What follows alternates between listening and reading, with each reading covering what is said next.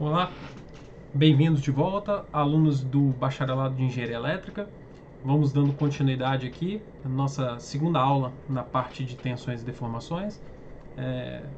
Vamos relembrar aqui, nós encerramos a última aula falando de estado geral de tensões, né, falando sobre o conceito de tensão. E vamos iniciar essa aula falando sobre um princípio importantíssimo, né, que vem lá da teoria da elasticidade, chamado princípio de Saint-Venant. Então vejam, a primeira coisa que eu gostaria de introduzir na aula de hoje, né, o meu objetivo seriam os conceitos de tensão média, tensão normal média e tensão cisalente média. Mas para que eu possa falar sobre uma tensão média, que é uma aproximação, eu tenho que primeiro falar sobre o princípio do Saint-Venant, que é um princípio que tem uma beleza técnica, né, bastante elevada, só que é um princípio um pouquinho intrincado, como ele vem da elasticidade. Eu resolvi buscar no livro texto de vocês, no Hibbeler, no Beer, né, uma forma mais visual da gente poder aprender o princípio de Saint-Venant.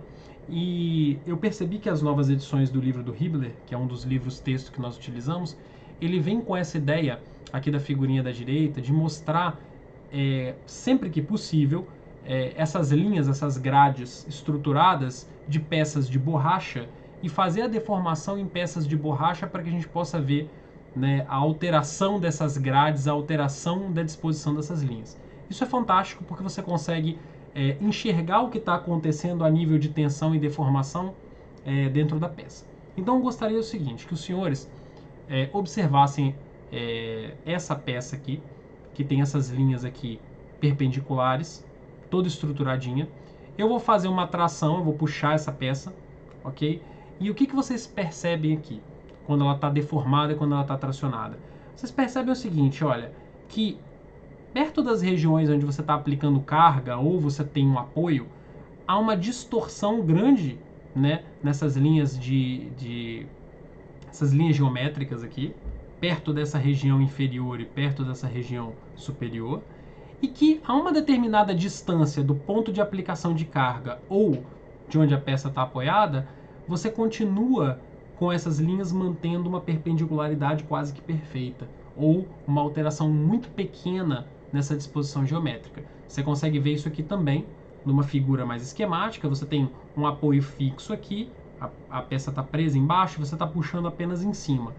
Perto do ponto de aplicação de carga, na seção AA, você teria uma grande distorção dessas linhas perto da carga. Aqui na seção B, já no próximo slide a gente vai ver o que está acontecendo, e na seção C você vê que você tem umas linhas praticamente retas.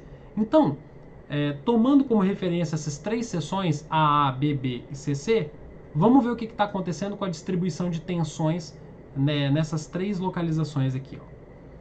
Na seção AA eu teria essa distribuição de carga ou de tensão.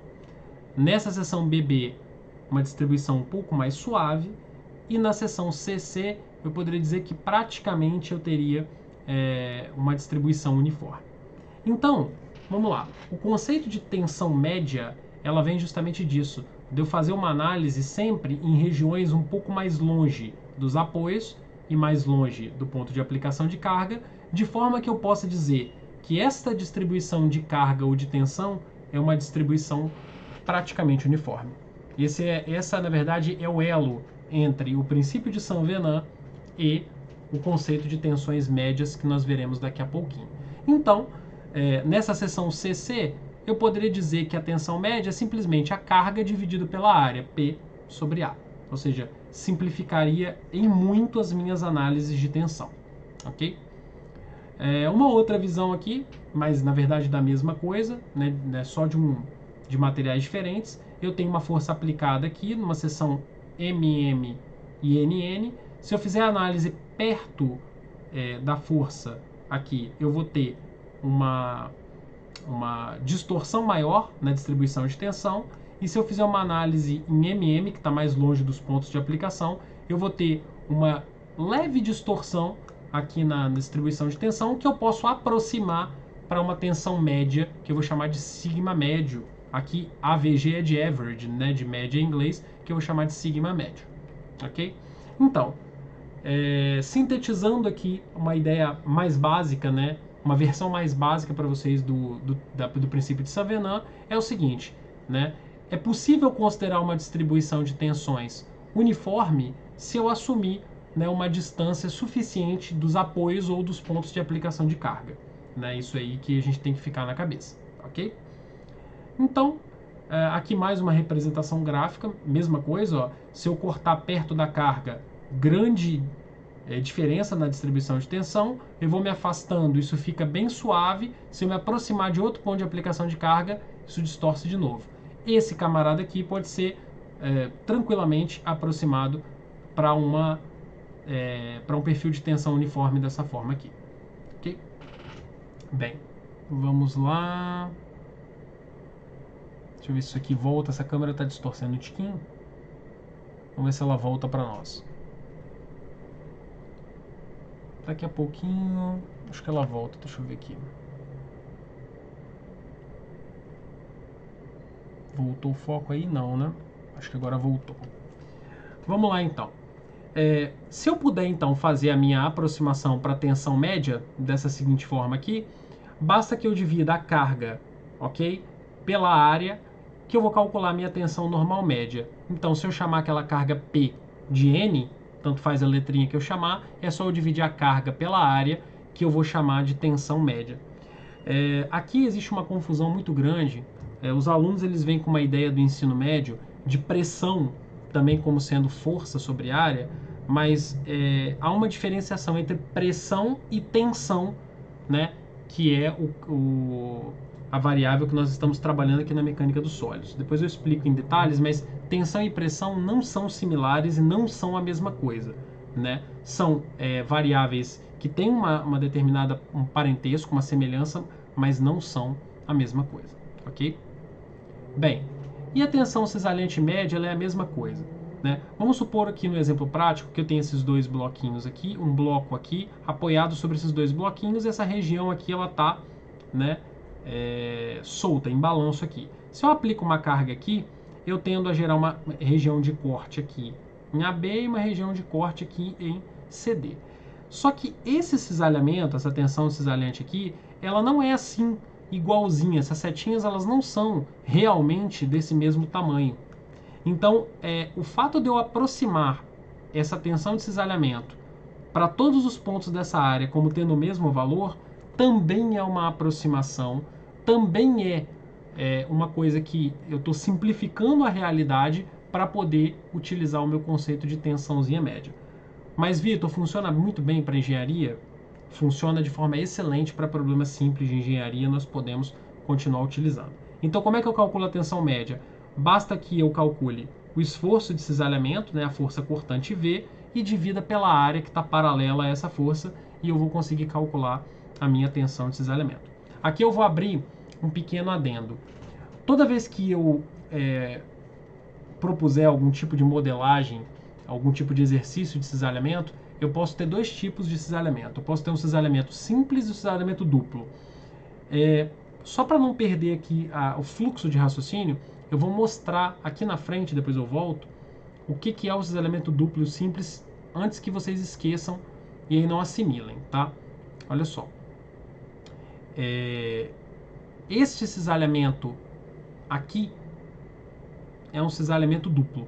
Ou seja, eu tenho um pino e ele vai cisalhar tanto do lado de cá, tanto do lado de cá. Ele está preso aqui e está preso aqui. Este cisalhamento aqui, desse pino, aqui dessa corda com esse engatezinho, é um cisalhamento simples, ou seja, só tem o cisalhamento aqui de um lado.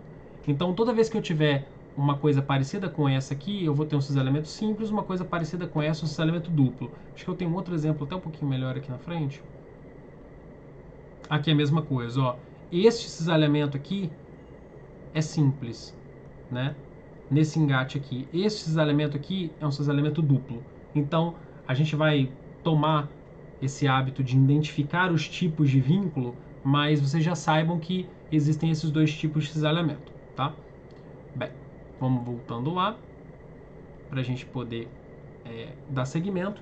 Então, sabendo que é uma tensão normal média, força sobre área, e sabendo o que é uma tensão cisalhante média, força sobre área, então percebam que essa brincadeira é para dizer para vocês o seguinte, olha, Eu poderia falar força sobre área para tudo, mas eu estou entendendo realmente que força, que área, isso é exato, isso é aproximado, existe alguma coisa por trás que me permite fazer essa simplificação com segurança?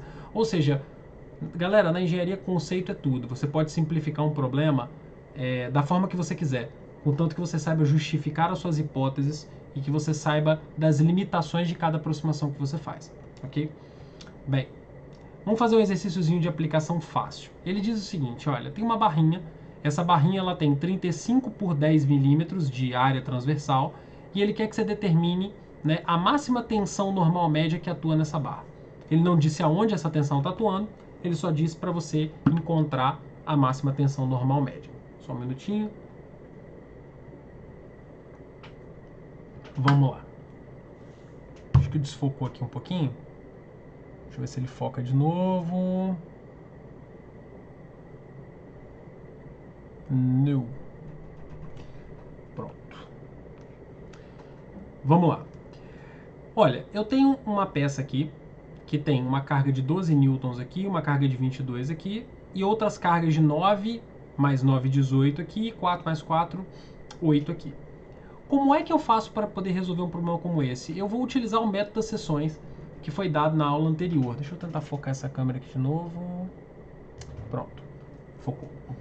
É o seguinte, eu vou utilizar o método das seções, que foi o método utilizado na aula passada, que foi passado para os senhores no comecinho da aula passada.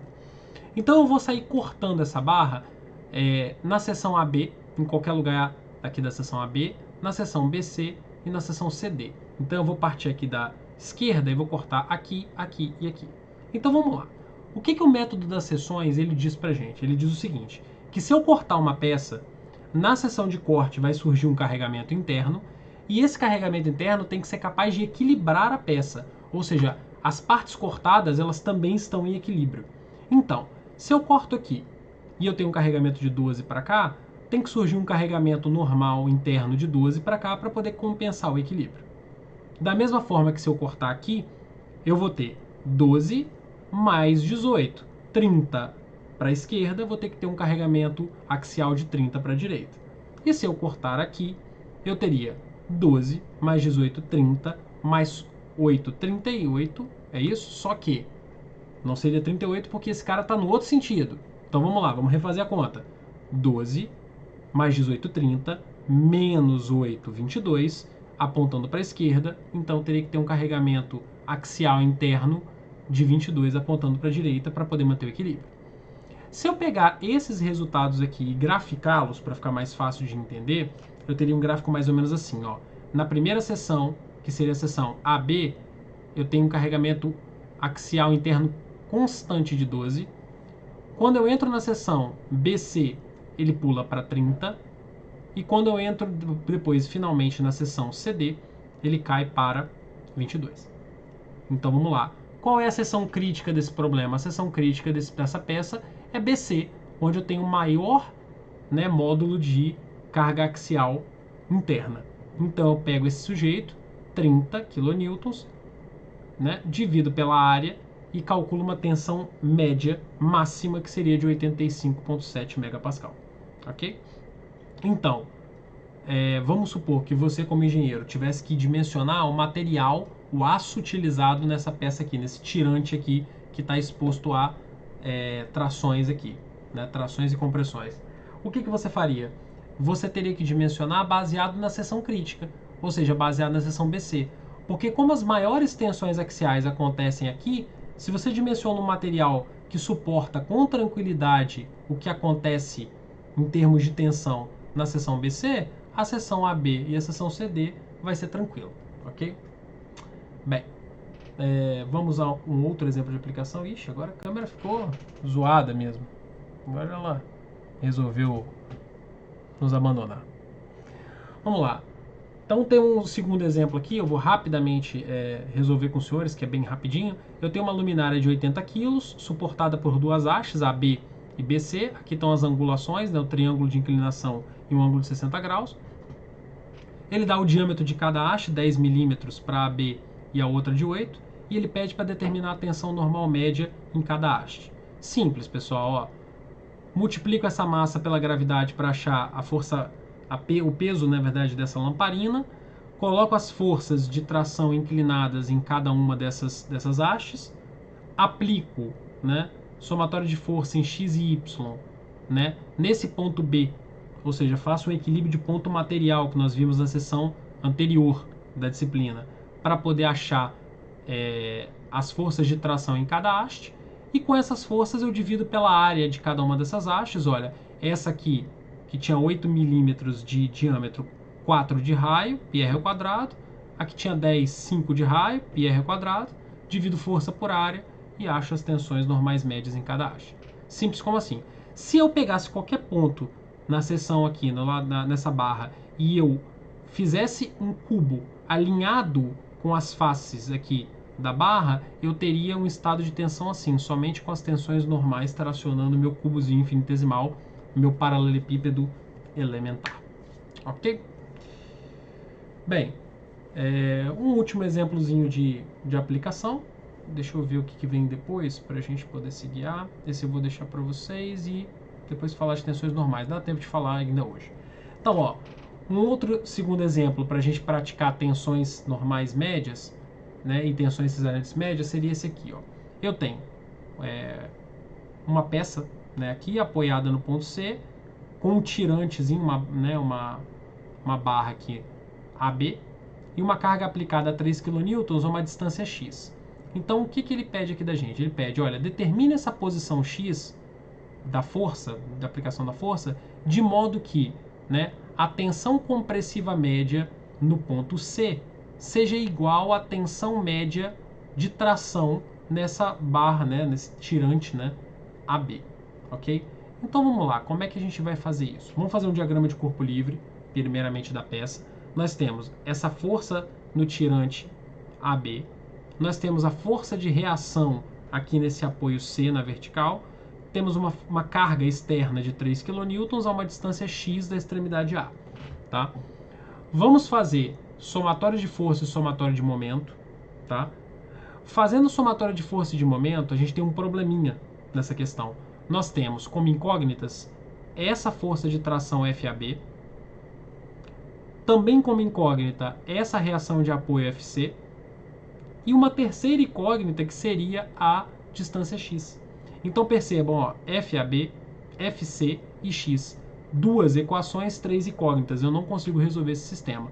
Como é que eu vou resolver esse sistema? Eu vou utilizar a informação que ele me deu no enunciado. Ele falou o seguinte, olha, ele quer que você determine esse x para que a tensão de compressão média no ponto C seja igual à tensão média de tração na barra AB. Então, ó, tensão de compressão média no ponto C, FC, dividido pela área do apoio 650. Ele deu essa área no enunciado. E tensão que atua no tirante seria FAB dividido pela área do tirante. Ele também deu essa área no enunciado. Fazendo essa igualdade, eu acho uma equação que correlaciona FC com FAB. Então, na verdade, agora eu tenho três equações e três incógnitas. Eu consigo resolver tanto FAB, quanto FC, quanto a posição X. Ok? Então, pessoal, exercício interessante, porque você acaba caindo no sistema sem fechamento, né, quando você acaba de fazer o equilíbrio, e aí você tem que adicionar uma terceira equação das informações para poder fechar o sistema. Tá? Bem, vamos lá. Vamos falar sobre uma terceira coisa. Esse exercício aqui, 1.9, vou deixar para os senhores treinarem, tá? E vamos falar sobre o conceito de tensão admissível e projeto na área de engenharia. Pessoal, é o seguinte, quando eu estou dimensionando e projetando peças e elementos de máquinas, né, na prática, né, do curso de engenharia, eu não tenho uma exatidão em várias coisas que acontecem desde a produção da peça até a parte de projeto. Então, para começar, né, os processos de fabricação das partes que envolvem máquinas, entre outras coisas, existe uma incerteza em relação ao processo de fabricação. Então, quando eu falo que determinado aço tem uma resistência tal, isso não é exato.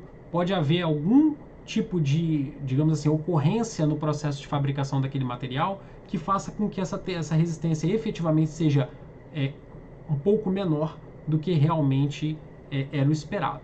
né? Além disso, eu posso ter vibrações, cargas de impacto, cargas acidentais que podem ocorrer, né, estressando e solicitando essa peça, que não eram esperadas inicialmente.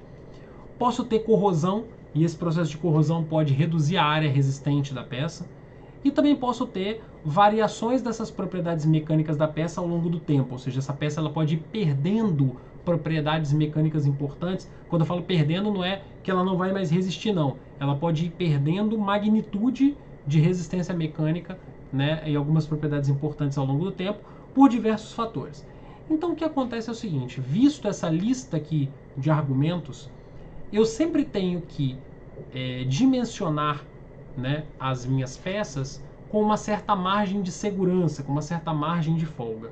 E eu vou chamar essa certa margem de segurança, essa certa margem de folga, eu vou atrelar isso ao conceito do chamado fator de segurança. Então, como vocês são engenheiros e vocês têm mais facilidade em ver as coisas matematicamente, tá? Matematicamente, o conceito de fator de segurança é esse, tá? Seria uma carga que faria a sua peça falhar dividido por uma carga que a gente chama de carga admissível, tá? E esta carga admissível é o que dá nome a essa seção que a gente está estudando agora, tá? Então veja, carga admissível é uma carga que você, projetista, vai controlar. Então você que vai falar para mim quanto que tem que ser essa carga admissível e quanto que vai ser o fator de segurança utilizado em cada aplicação de engenharia que você for projetar e assinar, tá? Deixa eu só refocar essa câmera aqui, ok? É óbvio que existem normas nacionais e internacionais indicando fatores de segurança já, digamos assim, indicados para determinadas aplicações conhecidas, e obviamente que quanto maior é a consequência da falha, ou seja, quanto mais catastrófica é a falha, maior deve ser o fator de segurança utilizado nessa aplicação, ok? Bem, só que aqui nós estamos indicando ainda o fator de segurança em termos de carga, tá? Comumente, nos nossos problemas mais simples aqui da disciplina de mecânica dos sólidos, a carga ela está correlacionada de forma linear com a nossa tensão. Se isto for verdade, eu posso escrever esse conceito do fator de segurança, em vez de usar força, eu posso utilizar tensão. Então seria uma tensão crítica, ou uma tensão de falha, dividido por uma tensão admissível, ou uma tensão normal, ou uma tensão cisalhante. Então, recorrentemente, uma peça pode estar solicitada pelos dois tipos de tensão.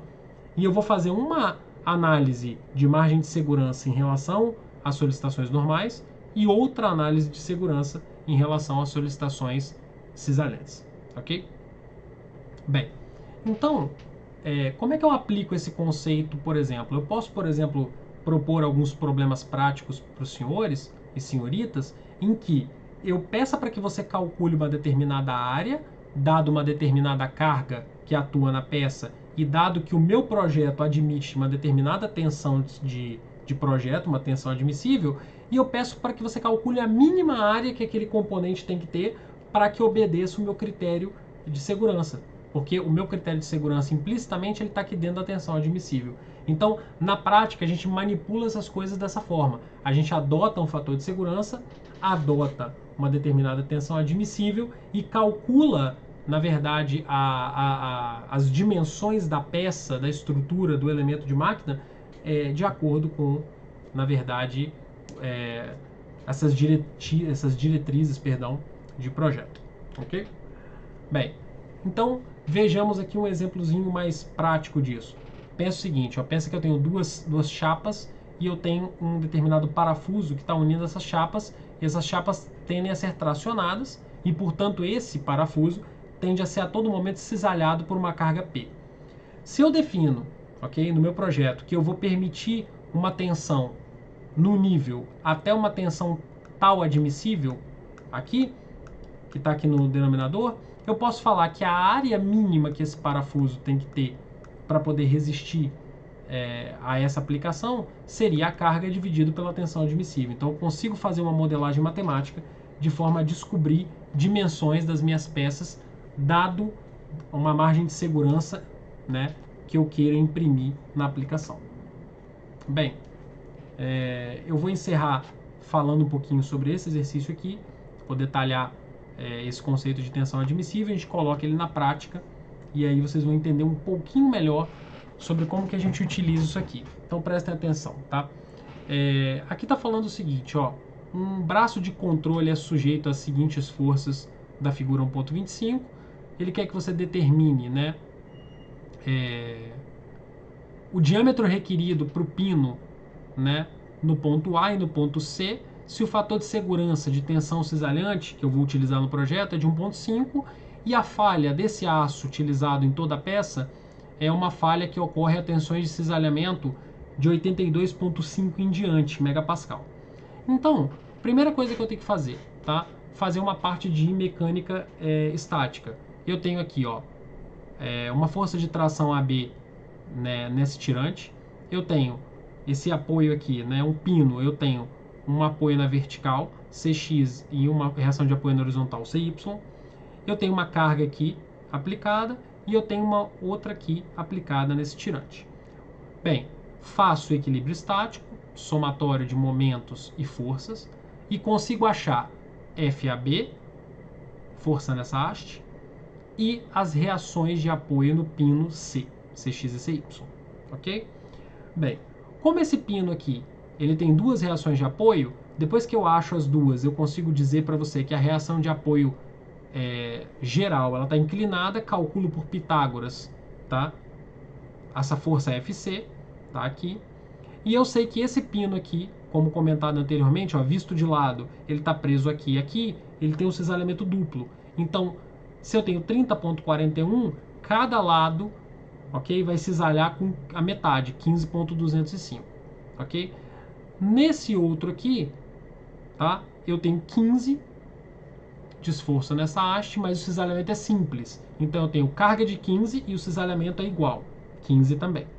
E aí eu consigo calcular algumas coisinhas, tá? Antes da gente avançar, depois disso aqui, eu vou fazer o seguinte, ó. Se o enunciado falou para mim que esse aço falha com 82,5 e eu tenho que usar um fator de segurança de 1.5 para projetar, o que vai acontecer? Uso o conceito de fator de segurança, tensão de ruptura sobre tensão admissível, calcula a tensão admissível no projeto, 55 megapascal, tanto para esse pino C quanto para esse pino A. E aí com essa tensão admissível, eu consigo fazer os cálculos. Então, ó, a área vai ser o carregamento cortante pela tensão admissível, ok? Consigo calcular o diâmetro mínimo que tem que ter o camarada, ok? Então, isso aqui está em milímetros, tá, pessoal? Não é metro, não, aqui é milímetro. Então, os 18,63 milímetros, normalmente eu vou comprar o quê? Eu vou dimensionar para comprar ou para fabricar um pino de 20 milímetros. E aqui, né, no mínimo, eu teria que ter um diâmetro de 18,76. Também devo projetar uma peça com 19, com 20 milímetros, ok?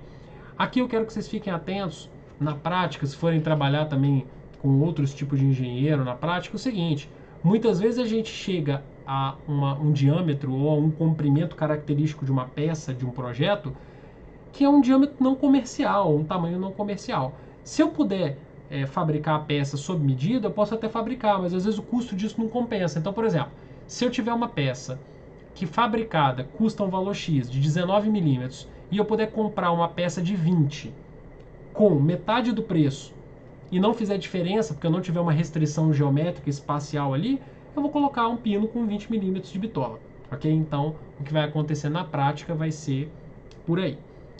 Bem, pessoal, vou deixar esse exemplo 1.13 para vocês praticarem, tá? E na próxima aula eu reinicio falando um pouquinho de deformação. Então veja como é que a gente já construiu um pouquinho de conhecimento. Eu falei sobre a parte de tensão, estado de tensão, tensões normais, tensões cisalhantes, como, né, a gente calcula as tensões médias, normais e cisalhantes. Falamos um pouquinho sobre projeto e tensão admissível, fator de segurança.